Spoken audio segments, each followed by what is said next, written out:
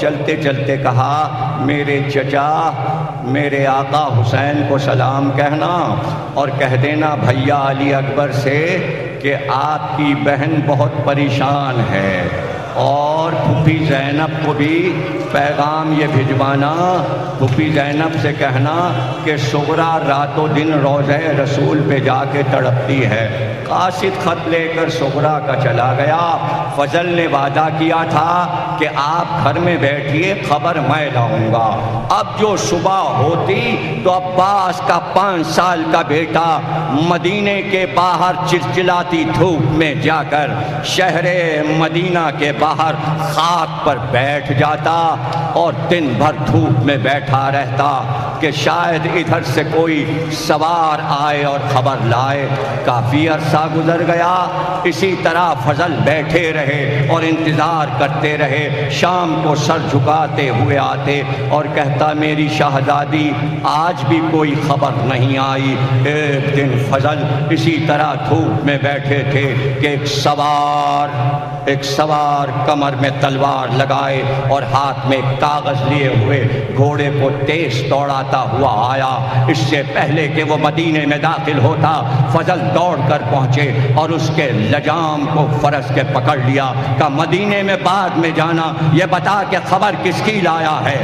کہا میں حسین کی خبر لایا ہوں۔ کہا ٹھہر جا، پہلے مجھ کو بتا کہ کیا خبر لایا ہے۔ پہلی بات تو یہ بتا دے کہ حسین اور علی اکبر آ رہے ہیں یا نہیں، اور اس کے بعد یہ بتا کہ میرا بابا بھی آیا ہے یا نہیں۔ اس نے پوچھا آپ کون ہیں، آپ کا بابا کون ہے؟ کہا میں عباس کا بیٹا ہوں۔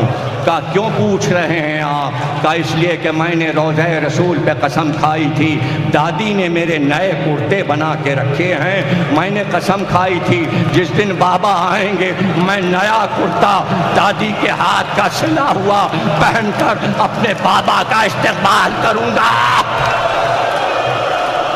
ماتم، عباس کا ذکر ہے، ماتم۔ اس نے کہا میں ابھی کچھ نہیں بتا سکتا، چلو میرے ساتھ، اس لیے کہ حاکم کا حکم یہ ہے کہ روضہ رسول پر جا کر منبر کے پاس اعلان کرنا جو کچھ خط میں لکھا ہے۔ فضل ساتھ آئے۔ اب خود کہتا ہے بشیر بن جسلم کہ میں جب مسجد نبوی میں داخل ہوا اور اعلان کرتا ہوا جب میں چلا تو وہ کہتا ہے میں نے اتنا بڑا مجمع اپنی زندگی میں نہیں دیکھا۔ میرے اعلان کے ساتھ گھروں کے دروازے کھل گئے، کیا بوڑھے، کیا جوان، کیا بچے، کیا عورتیں، اس طرح لوگ دوڑ کر مسجد کی طرف جا رہے تھے۔ وہ کہتا ہے جب میں نے منبر پر جا کر اعلان کیا کہ وہ قافلہ جو 28 رجب کو عراق گیا تھا آج وہ واپس آ رہا ہے تو سب نے پکار کر پوچھا قافلہ کہاں ہے؟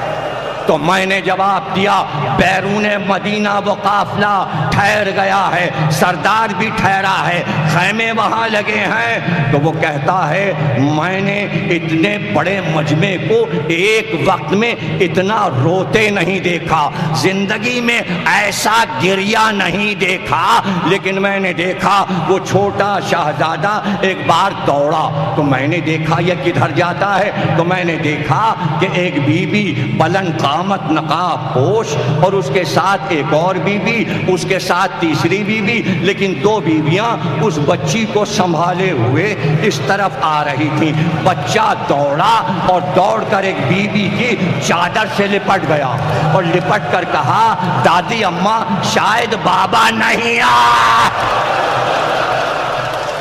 اب میں کرتا نہیں بدلوں گا۔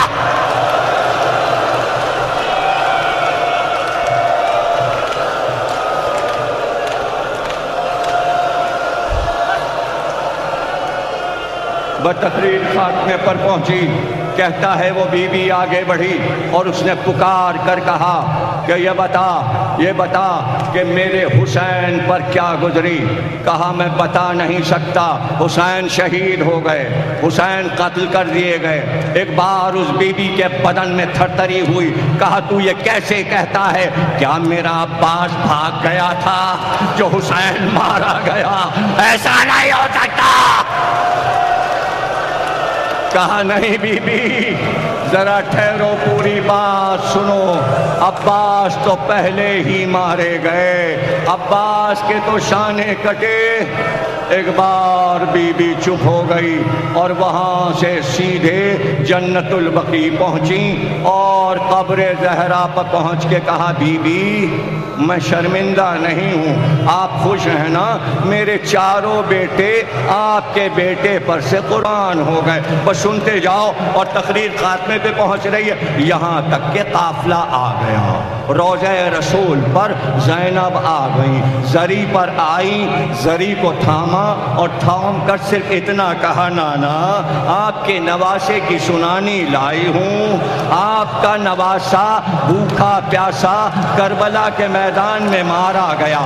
زینب نے یہ نہیں بتایا کہ بازو میں رسی بندھی، نہ یہ بتایا کہ چادر چھنی، بس اتنا کہا نانا جب پردیس جاتے ہیں تو بزرگوں کے لیے تحفہ لاتے ہیں، یہ کہہ کر حسین کا کرتا چادر کے نیچے سے نکالا اور قبر پہ ڈالا کہ نانا یہ آپ کے نواسے کا کرتا، یہ خون بھرا کرتا، زینب یہی تحفہ لا سکی ہے۔ ایک کوہرام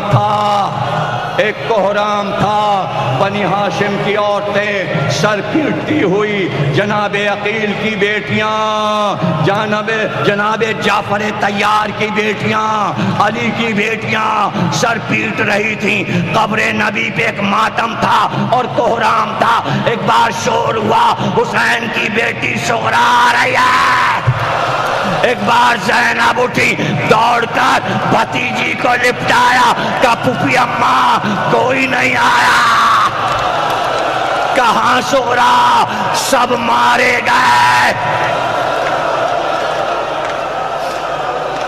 ظاہر ہے کہ میں زیادہ تقریریں تو یہاں نہیں کر سکتا، اور یہ بھی شکوہ ہے کہ آپ نے مصائب کم پڑھا، تھوڑے سے مصائب سن لو اور تم سلامت رہو، تمہارے گھر آباد رہیں، تمہاری ساری مرادیں پوری ہوں۔ ایسا گریہ ہے جو بھی مانگو گے دامن بھر جائے گا۔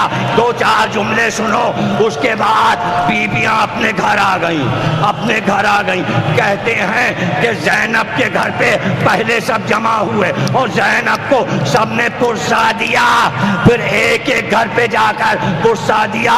جب زینب کو پرسا ہو چکا تو پھر اس کے بعد ام سلمہ کو پرسا دیا، پھر ام فروا کو پرسا دیا گیا، پھر ام لیلا کو پرسا دیا گیا۔ جب سارے پرسے ہو گئے تو ایک جگہ بیٹھ کر صحن خانہ میں ماتم شروع ہوا۔ ایک دن، 2 دن، یہاں تک کہ مہینوں گزر گئے۔ دن کی دھوپ، رات کی شبنم، اور کوئی سائے میں نہیں بیٹھا، بس ہائے حسینہ کا شور ہوتا، سب مل کے ماتم کرتے، پورے مدینے کی عورتیں آ کے جمع ہو جاتی، یہاں تک کہ کئی مہینے گزر گئے، یہاں تک کہ رمضان ختم ہوا۔ ایک بار مدینے میں شور ہوا کل عید ہے، کل عید ہے۔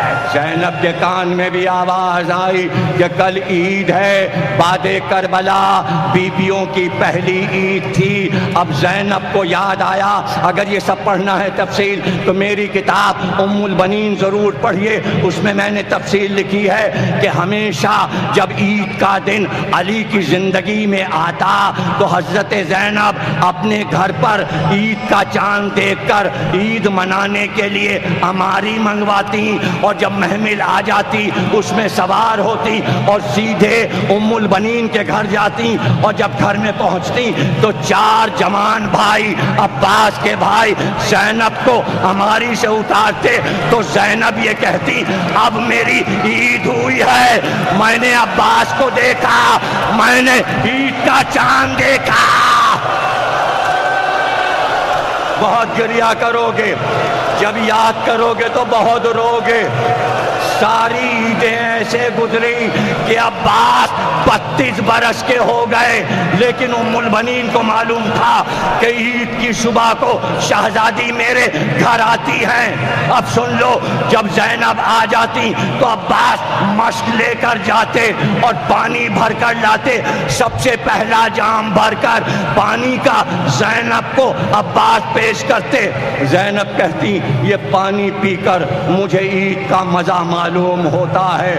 جب تک زینب عباس کے ہاتھ سے پانی نہ پیتی تو کہتی تھی یہ میری عید نہیں ہے، عید اسی طرح ہوتی ہے۔ اب بتاؤ، بعد کربلا عید آئی ہے، اب کیا ہوگا؟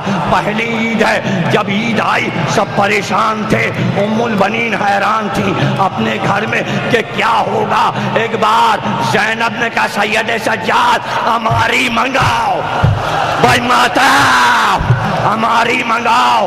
سیاہ چادر زینب نے پہنی، ہماری پہ سیاہ پردہ پڑا، ناقہ بٹھایا گیا، زینب ہماری میں بیٹھی اور ساربان سے کہا عباس کے گھر چلو، عباس کے گھر چلو۔ ساری بیویاں پیچھے پیچھے۔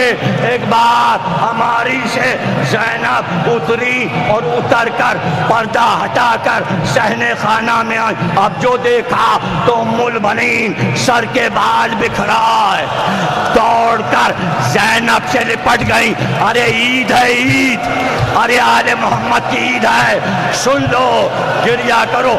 ایک بار ام البنین زینب سے لپٹ گئی، لپٹ کر صرف اتنا کہا شہزادی شہزادی، اتنا مجمع تھا روضہ رسول پر کہ میں آپ سے ایک بات نہ پوچھ سکی، اچھا ہوا کہ آپ آ گئیں، تو اب میں آپ سے ایک بات پوچھنا چاہتی ہوں۔ کہا مادر گرامی پوچھئے، کیا پوچھنا ہے؟ کہا زینب یہ بتاؤ کہ اگر کوئی زخمی گھوڑے پر زخمی ہو کے گرتا ہے تو وہ اپنے ہاتھوں کے بل گرتا ہے، بس یہ بتا دیجئے جب میرا عباس گھوڑے سے گرا تو کیا ہوا؟ ایک بار زینب نے پکارا عباس عباس، کہا ام البنین عباس سر کے بل، سر پاس ہو گیا۔ دو جملے رہ گئے۔ ایک بار یاد رکھنا، جملہ یاد ہے، جب زینب گھر میں آتی تو 4 جوان بھائی زینب کا بازو پکڑ کے لا کے فرش پہ بٹھاتے تھے۔ زینب نے دائیں دیکھا، بائیں دیکھا، کوئی نہیں تھا۔ ایک بار پردہ ہٹا، عباس کا بیٹا فضل کاندھے پہ مشک رکھے ہوئے، پھوپھی اماں میرے ہاتھ سے بابا کے نام پر ایک بار ماتم شروع، واہ باسا یا با یا با۔